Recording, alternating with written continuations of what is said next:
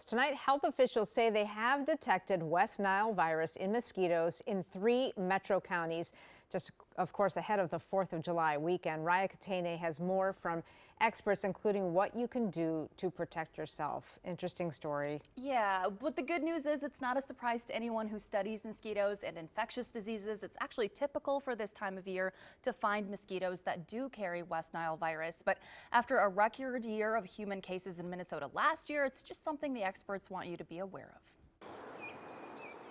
In the land of more than 10,000 lakes, that actually equates to a lot of standing water. there are countless more mosquitoes with more than 50 different species across the state. Here in just the Twin Cities, we have over 90,000 wetland habitats mapped where mosquitoes developed. And Alex Carlson with the Metropolitan Mosquito Control District says we're right on schedule for finding mosquitoes that carry West Nile virus.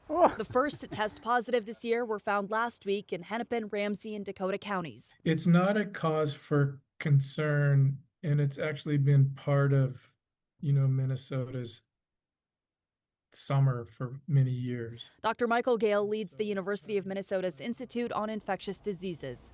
Most infected people will show no or mild flu-like symptoms, he says, but those who are older or immunocompromised could get seriously sick. It's introduced by a mosquito bite, but the bad part of it is if it's neuroinvasive, that means it can go into your brain in the worst case.